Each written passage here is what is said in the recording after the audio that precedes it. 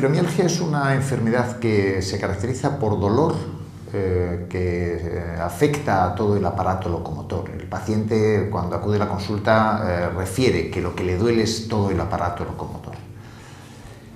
La edad de aparición no la conocemos bien. Lo que sabemos es a la edad que nos visitan los pacientes. La edad media del paciente que vemos en la consulta suele ser aproximadamente unos 49 años, como edad media.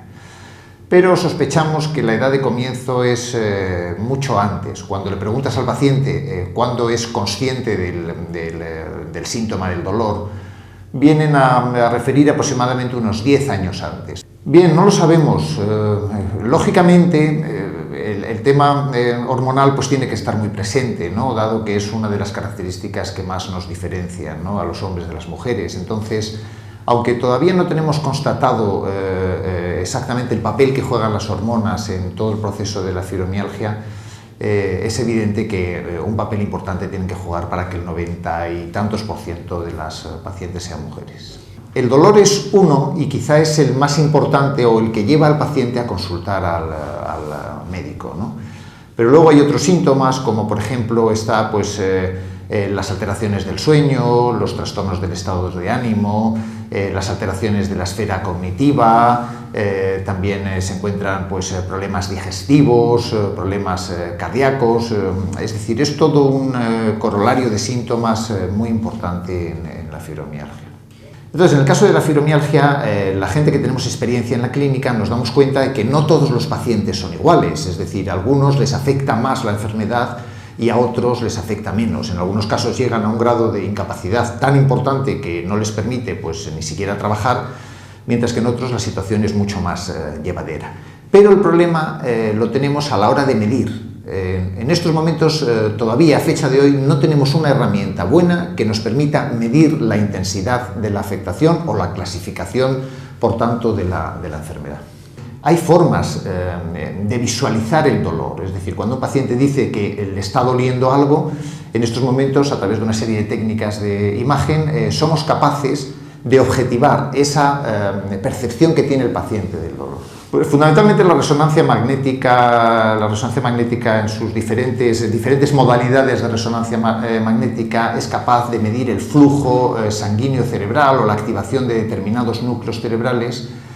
Y eso ocurre cuando se produce dolor y no ocurre cuando el dolor no existe, con lo cual es la forma que tenemos hoy día de visualizar qué es lo que está ocurriendo con el dolor en el cerebro del paciente. Y luego, en cuanto a la evaluación, tenemos muchas herramientas que nos miden determinadas manifestaciones clínicas. Tenemos herramientas que miden el dolor, herramientas que miden la discapacidad funcional, herramientas que miden los trastornos del sueño, en fin, tenemos múltiples herramientas. Entonces, dependiendo de qué es lo que queramos medir o dependiendo de qué es lo que se está quejando el paciente, utilizamos unas herramientas u otras para poder cuantificar, con el objetivo de que una vez tratado el paciente, esas herramientas nos sirvan para ver cómo ha evolucionado con el tratamiento. Bueno, no sé si tanto como el 90%, porque yo creo que hemos avanzado mucho y hoy día, afortunadamente, conocemos más el problema y por lo tanto lo diagnosticamos mejor y más precozmente, ¿no? Entonces, yo no creo que hoy día esa cifra sea tan real. Quizá hace unos años sí que lo era, pero hoy día yo creo que nos aproximamos mucho mejor al diagnóstico. ¿Por qué? Pues el por qué también es difícil, porque al ser una enfermedad que va instaurándose poco a poco, en qué momento o a partir de qué momento el paciente considera que debe ya acudir a un médico para ver qué es lo que le ocurre. Muchas veces es difícil, ¿no? Porque el propio paciente establece una barrera que es muy subjetiva y la establece él o ella, ¿no? Y entonces a partir de ese momento se considera que puede tenerla y antes es que no la tenía, pues no, la tenía, pero lo que pasa es que no estaba diagnosticada, ¿no? Se ha visto cómo la supervivencia está notablemente disminuida en las poblaciones de pacientes con fibromialgia. ¿Por qué está disminuida la supervivencia? Pues porque la fibromialgia es una enfermedad que tiene una gran comorbilidad asociada. Cuando analizamos poblaciones de fibromialgia, pues es gente que tiene más problemas de tensión arterial, que tiene más problemas de colesterol, más problemas de síndrome metabólico, más cardiopatía isquémica. Claro, todas estas enfermedades son enfermedades que tienen una tasa de mortalidad muy superior a la media. Cuando sumas todas estas tasas de mortalidad en una población que tiene toda esa comorbilidad asociada, el resultado puede ser que la supervivencia de los pacientes con fibromialgia está notablemente disminuida, ¿no? Yo creo que el médico de asistencia primaria hoy día está perfectamente cualificado para hacer el diagnóstico. Yo creo que el especialista tiene quizá una doble labor en el tratamiento de los enfermos con fibromialgia. Primero, confirmar las dudas diagnósticas que le puedan surgir al médico de asistencia primaria. Muchas veces el médico de asistencia primaria, pues quizá porque está dedicado a otras patologías o porque ve muchas patologías, no lo sé muy bien, pues quizá puede tener más dudas que un especialista. Yo creo que los especialistas estamos para confirmar la sospecha que establece el médico de asistencia primaria. Bien, siempre digo lo mismo, hay 3 líneas perfectamente establecidas y cada una produce un rendimiento, y yo creo que lo que tenemos que hacer es, sin la más mínima duda, sumar las 3, porque así es como conseguimos el mejor beneficio. Las 3 vías, ¿cuáles son? En primer lugar, la vía medicamentosa, es decir, hay una serie de fármacos que han demostrado su utilidad, pues si la han demostrado vamos a utilizarlos hasta donde sabemos que funcionan y no más allá de donde funcionan, que suele ser otro error. La segunda vía es el ejercicio físico. El ejercicio físico mejora la situación general del paciente, entre otras cosas el cansancio, el sueño y la incapacidad funcional, que son unos síntomas o unas manifestaciones importantes en la fibromialgia, con lo cual pues yo creo que esa vía no debemos nunca olvidarla. Y luego la tercera es la vía psicológica, es decir, la terapia psicológica, las terapias cognitivas conductuales, donde enseñamos al paciente una serie de mecanismos para convivir de la mejor manera posible con un problema que no vamos a poder resolverle definitivamente, con lo cual le enseñamos al paciente una serie de estrategias, como dicen los psicólogos, para mejorar su situación. Bien, se emplean en primer lugar analgésicos, porque es el medicamento quizá que más a mano tenemos, el menos tóxico, el que menos efectos secundarios tiene.